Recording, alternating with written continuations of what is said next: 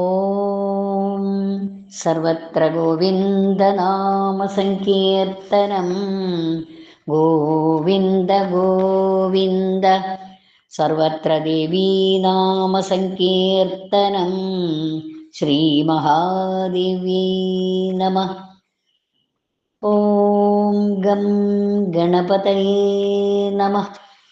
ഓം some സരസ്വത്यै നമഃ. സദാശിവസമാരംഭാം ശങ്കരാചാര്യമധ്യമാം അസ്മദാചാര്യപര്യന്താം വന്ദേ ഗുരുപരമ്പരാം. ഓം ശ്രീ ഗുരുഭ്യോ നമഃ. മൂകം കരോതി വാചാലം പങ്കും ലംഘയത്തെ ഗിരിം യത്കൃപാതമഹം വന്ദേ പരമാനന്ദമാധവം. പീതാംബരം കരവിരാജിതശംഖചക്രകൗമോദഗീ സരസിജം കരുണാസമുദ്രം രാധാസഹായം അതിസുന്ദരമന്ദഹാസം വാതാലയേശമനിശം ഹൃദി ഭാവയാമി. ഗോവിന്ദ ഗോവിന്ദ ഹരേ മുരാരേ ഗോവിന്ദ ഗോവിന്ദ മുകുന്ദ കൃഷ്ണ ഗോവിന്ദ ഗോവിന്ദ രഥാംഗപാണേ ഗോവിന്ദ ഗോവിന്ദ നമോ നമസ്തേ. ഓം ശ്രീ ഗുരുഭ്യോ നമഃ. നമസ്തേ നമസ്തേ പ്രിയ ഹരേ കൃഷ്ണ കുടുംബത്തിലെ സുകൃതികളെ, സജ്ജനങ്ങളെ, എല്ലാവർക്കും ശുഭദിനം നേർന്നുകൊണ്ട് ശ്രീ ജഗദംബികയുടെ ആ ആദിപരാശക്തിയുടെ അനുഗ്രഹത്തിന് പാത്രീഭൂതരാകട്ടെ എന്ന് പ്രാർത്ഥിച്ചുകൊണ്ട്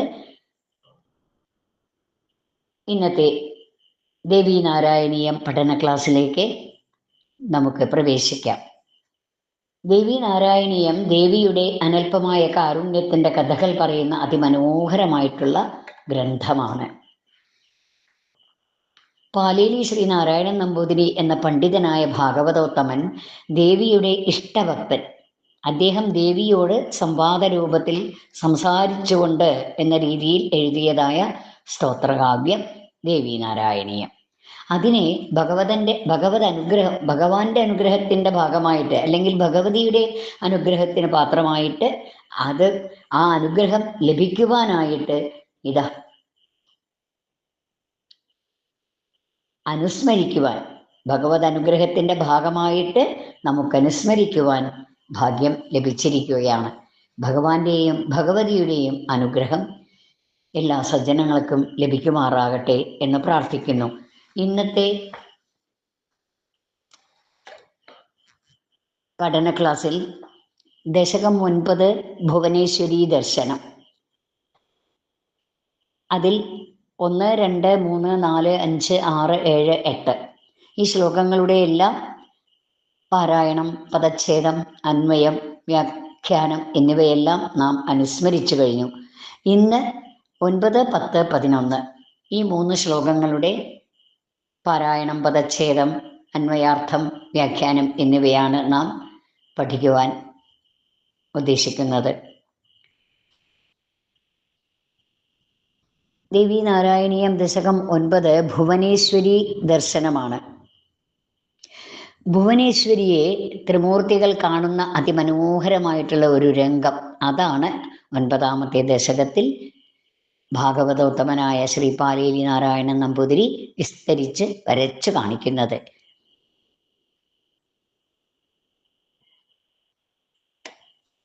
ഇന്നത്തെ ശ്ലോകങ്ങൾ 9, 10, 11 ആണെന്ന് പറഞ്ഞല്ലോ. അതിൽ ആദ്യം നമുക്ക് ശ്ലോകങ്ങളുടെ പാരായണം നോക്കാം. അതിനുശേഷം പദച്ഛേദം, അന്വയാർത്ഥം, വ്യാഖ്യാനം എന്നിവയും ശ്രവിക്കാം.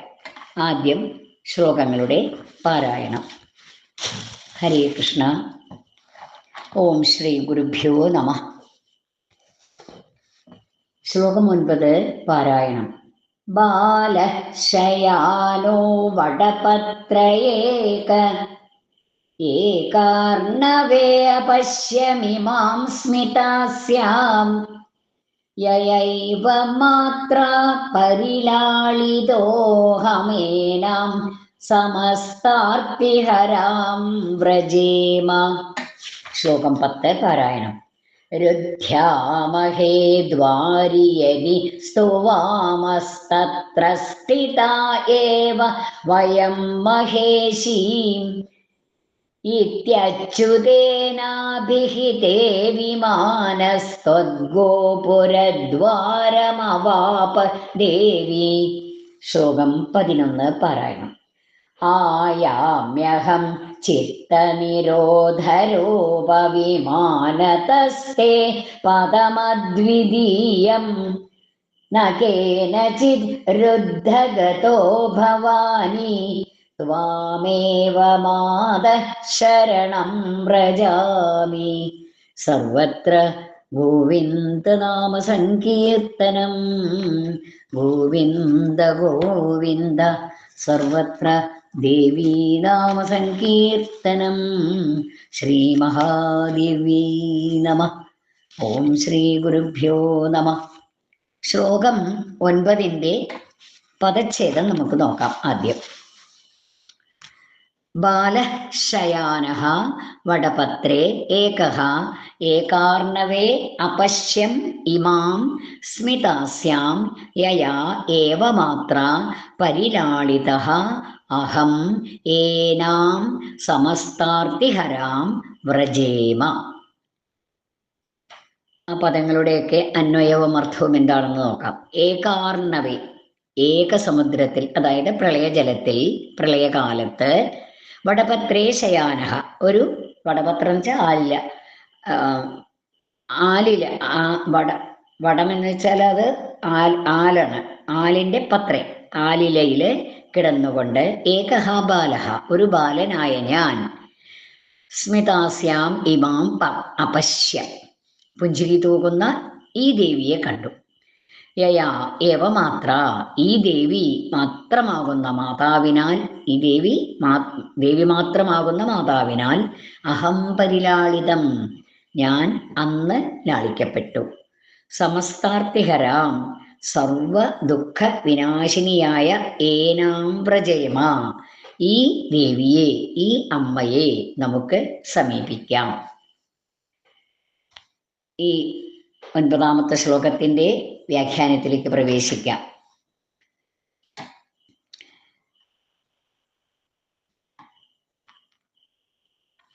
ഇതിനു മുൻപിലത്തെ 8ാമത്തെ ശ്ലോകത്തില്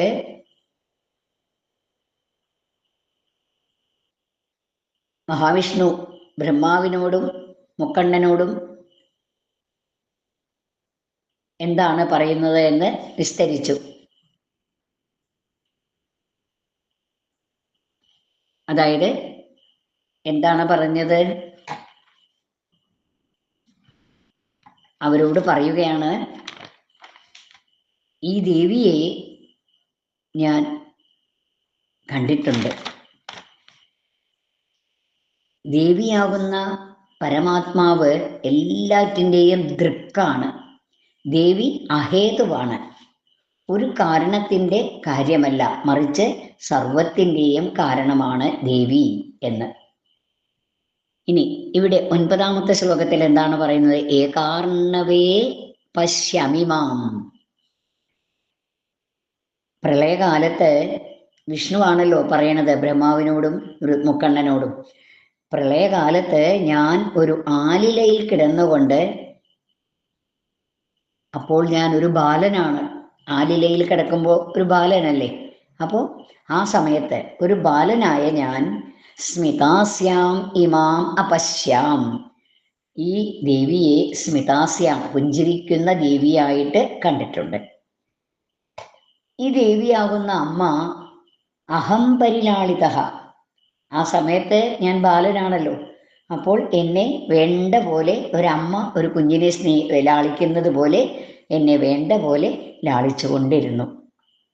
എല്ലാ ദുഃഖങ്ങളെയും ഇല്ലാതെയാക്കുന്ന ഈ ദേവിയെ നമുക്ക് സമീപിക്കാം എന്ന് പറയുകയാണ്. അതായത് ദേവി സർവഹേതുവാണ് എന്ന് മുമ്പിലത്തെ ശ്ലോകത്തിൽ പറഞ്ഞു. അതിവിടെ ബലപ്പെടുത്തിക്കൊണ്ട് പറയുകയാണ് അദ്ദേഹം. ഞാൻ ഒരു ബാലനായിട്ട് ആലിലയിൽ കിടന്നിരുന്നു. അപ്പോൾ ദേവി പ്രത്യക്ഷപ്പെട്ടു. ആ കഥ 8ാമത്തെ ദശകത്തിൽ വർണ്ണിച്ചു കഴിഞ്ഞു. അതേ ദേവി തന്നെയാണ് ഇവിടെയും കാണപ്പെടുന്നത്. അതായത് ഇവിടെ ദേവി സർവത്തിന് ഹേതുവാണെന്ന് ഇതിനു മുമ്പ് പറഞ്ഞല്ലോ.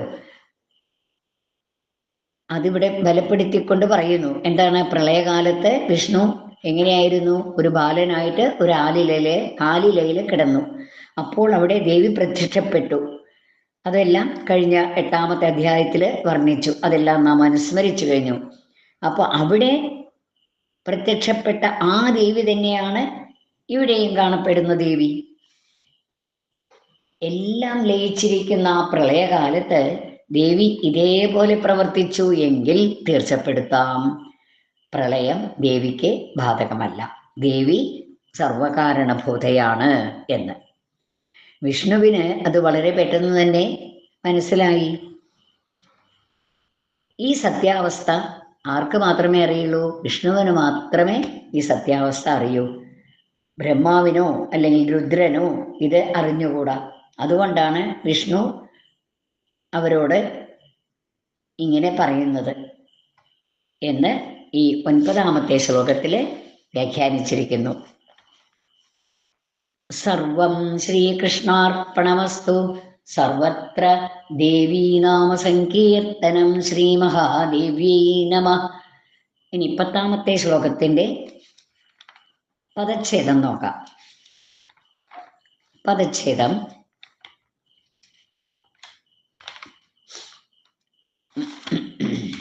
ഹരേ കൃഷ്ണ. രുദ്ധ്യാമഹേ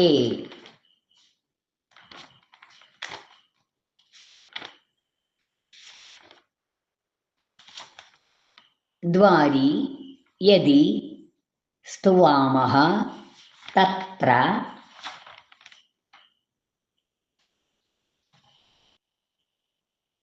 സ്ഥിതാ ഏവ വയം മഹേശീം ഇതി അച്യുതേന അഭിഹിതേ വിമാനഃ ത്വദ്ഗോപുരദ്വാരം അവാപ ദേവി. ഈ പദങ്ങളുടെയൊക്കെ അന്വയാർത്ഥം നോക്കാം. വയം ദ്വാരി, നാം ആ പ്രവേശനദ്വാരത്തിൽ രുദ്ധ്യാമഹേ യതി തടയപ്പെടുന്നു എങ്കിൽ തത്ര സ്ഥിതായേവ അവിടെ നിന്നുകൊണ്ട് തന്നെ മഹേശീം സ്തുവാമഹ ദേവിയെ നമുക്ക് സ്തുതിക്കാം. ഇതി അച്യുതേന ഇപ്രകാരം വിഷ്ണുവിനാൽ അഭിഹിതേ പറയപ്പെട്ടുകൊണ്ടിരിക്കെ, ഇപ്രകാരം പറയപ്പെട്ടുകൊണ്ടിരിക്കെ ഹേ ദേവി വിമാനഃ, വിമാനം ദേവിയുടെ വിമാനം, ദേവിയുടെ ഹേ ദേവി, ഇവര് വിമാനത്തിലാണല്ലോ പോയിക്കൊണ്ടിരിക്കുന്നത്. അപ്പോൾ ആ വിമാനം ആ പ്രവേശനദ്വാരത്തിൽ എത്തുമ്പോൾ അവിടെ വെച്ച് തടയപ്പെടുന്നു എങ്കിൽ നമുക്ക് അവിടെ നിന്നുകൊണ്ട് ദേവിയെ സ്തുതിക്കാം എന്നാണ് വിഷ്ണു പറയുന്നത്. ആ പറഞ്ഞുകൊണ്ടിരിക്കുമ്പോൾ ത്വദ്ഗോപുരദ്വാരം, ആ വിമാനം അവിടുത്തെ ഗോപുരദ്വാരത്തിൽ അവാപ എത്തിച്ചേർന്നു. വിഷ്ണു വീണ്ടും രുദ്രനോടും ബ്രഹ്മാവിനോടും പറയുകയാണ്. എന്താണ് പറയുന്നത്?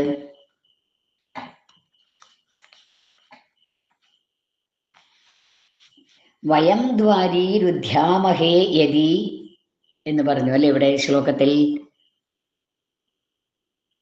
നമ്മളെ ആ പ്രവേശനദ്വാരത്തിൽ വെച്ച് തടയുകയാണ് എങ്കിൽ നമുക്ക് എന്ത് ചെയ്യാം? തത്ര സ്ഥിത ഏവ അവിടെ നിന്നുകൊണ്ട് തന്നെ ആ ദേവിയെ നമുക്ക് സ്തുതിക്കാം. മഹേശീം സ്തുവാമഹ. ഇങ്ങനെ വിഷ്ണു പറഞ്ഞുകൊണ്ടിരിക്കുകയാണ് ബ്രഹ്മാവിനോടും രുദ്രനോടും. ആ സമയത്ത് അവർ പോകുന്ന ആ വിമാനം ത്വദ്ഗോപുരദ്വാരം, അവിടുത്തെ ഗോപുരദ്വാരത്തിലേക്ക് എത്തിച്ചേർന്നു എന്നാണ് പറയുന്നത്.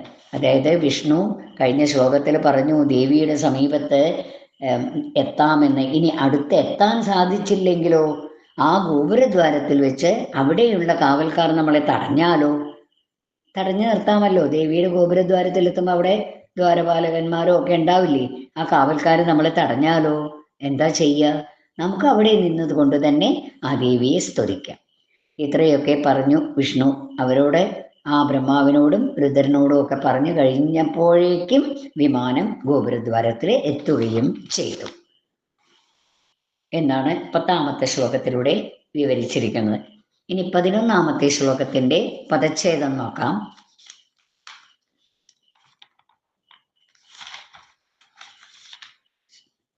ശ്ലോകം 11 പദച്ഛേദം. ആയാമി അഹം ചിത്തനിരോധരൂപ വിമാനതഃ തേ പദം അദ്വിതീയം ന കേനചിത് രുദ്ധഗതഃ ഭവാനി ത്വാം ഏവ മാതഃ ശരണം വ്രജാമി. അന്വയാർത്ഥം നോക്കാം. ചിത്തനിരോധരൂപ വിമാനതഃ, ചിത്തം മനസ്സ്, നിരോധ രൂപമായ, അതായത് മനസ്സിന് നിരോധരൂപമായ വിമാനത്തിലൂടെ, തേ അദ്വിതീയം പദം, അവിടുത്തെ അദ്വിതീയ പദത്തിലേക്ക് അഹം ആയാമി, ഇതാ ഞാൻ വരുന്നു. കേനചിത് അഹം, ആരാലും ഞാൻ, രുദ്ധഗതഃ ന ഭവാനി, തടയപ്പെടാതിരിക്കട്ടെ. ഹേ മാതഃ ത്വാം ഏവ, അമ്മേ, ത്വാമേവ, അവിടുത്തെ മാത്രം, ശരണം വ്രജാമി, ഞാൻ ശരണം പ്രാപിക്കുന്നു. ഈ 11ാമത്തെ ശ്ലോകത്തില് എന്താണ് പറയണത്?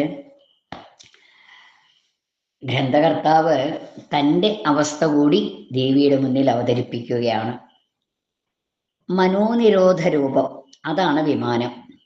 ആ വിമാനത്തില് തേ അദ്വിതീയം പദം, അവിടുത്തെ അദ്വിതീയ പദത്തിലേക്ക് അഹം ആയാമി, ഇതാ ഞാൻ വരുന്നു. അല്ലയോ ഭഗവതി, അമ്മേ, രക്ഷിക്കണേ. അങ്ങനെ ആരാലും എനിക്ക് തടസ്സം ഉണ്ടാവരുത്. വിഷ്ണു പറഞ്ഞല്ലോ നമുക്ക് തടസ്സം ഉണ്ടായാൽ ഗോപുരദ്വാരത്തിൽ നിന്ന് ദേവിയെ ഭജിക്കാം അല്ലെങ്കിൽ ദേവിയെ സ്തുതിക്കാമെന്ന്. ഇവിടെ ഗ്രന്ഥകർത്താവും പറയുകയാണ്, അമ്മേ, എനിക്ക് ഒരു തരത്തിലുമുള്ള തടസ്സങ്ങൾ ഉണ്ടാവരുതേ. ഏകാന്തമായ ധ്യാനത്തിലൂടെ ദേവീപദത്തിലേക്ക് ഉയരാൻ ആഗ്രഹിക്കുന്ന എനിക്ക്, ആ ഗ്രന്ഥകാരനാണ് പറയണത്, എനിക്ക് വിമാനം മനോനിരോധമാണ്. ഇതിനുള്ള യോഗ പരിശീലനം കൊണ്ട് തടസ്സങ്ങളൊന്നും ഉണ്ടാകാതിരിക്കട്ടെ. ദേവിയെ ഞാനിതാ ത്വാമേവ മാത ശരണം വ്രജാമി, അമ്മയെ സ്തോത്രകാരൻ ശരണം പ്രാപിക്കുകയാണ്. അല്ലയോ ദേവി, അല്ലയോ മാതാ, ശരണം വ്രജാമി, ശരണം പ്രാപിക്കുകയാണ് ഞാൻ. ദേവിയുടെ അനുഗ്രഹത്തിന് പാത്രീഭൂതനാകുവാൻ സ്തോത്രകാരൻ ആഗ്രഹിക്കുന്നു. യോഗ പരിശീലനം തുടർന്നാൽ ദേവിയുടെ ആ സ്ഥാനത്തിൽ എത്തിച്ചേരാൻ സാധിക്കും എന്ന് പ്രാർത്ഥിച്ചുകൊണ്ടാണ് 9ാമത്തെ ദശകം ദേവിയുടെ ആ ഭഗവാന്റെ അല്ലെങ്കിൽ ആ ഭഗവതിയുടെ പാദങ്ങളിൽ സമർപ്പിക്കുന്നത്. ഗ്രന്ഥകാരൻ ഓരോ ദശകത്തിൻ്റെ അവസാനത്തിലും ഇപ്രകാരം ദേവിയോട് പ്രാർത്ഥിക്കുന്നുണ്ട്. അതുപോലെ നമുക്കും ദേവിയുടെ പാദങ്ങളിൽ, തൃപ്പാദങ്ങളിൽ നമ്മുടെ എല്ലാ ദുഃഖങ്ങളും എല്ലാം നാം ആ ദേവിയുടെ തൃപ്പാദങ്ങളിൽ സമർപ്പിക്കാം. ദേവിയെ ശരണം പ്രാപിക്കാം. സർവത്ര ദേവീ നാമ സങ്കീർത്തനം, ശ്രീ മഹാദേവീ നമഃ. സർവത്ര ഗോവിന്ദ നാമ സങ്കീർത്തനം, ഗോവിന്ദ ഗോവിന്ദ. ഈ 9ാമത്തെ ദശകം ഭുവനേശ്വരീ ദർശനം എന്ന ദശകം ആ ഭുവനേശ്വരി ദേവിയുടെ തൃപ്പാദങ്ങളിലും ഗുരു ആചാര്യന്മാരുടെ പാദങ്ങളിലും സജ്ജനങ്ങളുടെ പാദങ്ങളിലും വളരെയധികം ഭക്തിപൂർവം വിനയപൂർവം സമർപ്പിക്കുകയാണ്. പാരായണം, പദച്ഛേദം, അന്വയം, വ്യാഖ്യാനം ഇവയെല്ലാം എനിക്ക് അറിവുള്ളതുപോലെ ഞാനിവിടെ വ്യാഖ്യാനിച്ചിട്ടുണ്ട്. എന്തെങ്കിലും ചെറിയ ചെറിയ പിഴവുകൾ ഉണ്ടാകാം. എല്ലാ സജ്ജനങ്ങളും സദയം ക്ഷമിക്കണമെന്നുകൂടി അഭ്യർത്ഥിക്കുകയാണ്. എല്ലാം ഭഗവതിയുടെ പാതാരവിന്ദങ്ങളിൽ സമർപ്പിക്കുകയാണ്. സർവം ശ്രീകൃഷ്ണാർപ്പണമസ്തു. ഓം ശ്രീ ഹരയേ നമഃ. ശ്രീ ഗുരുഭ്യോ നമഃ.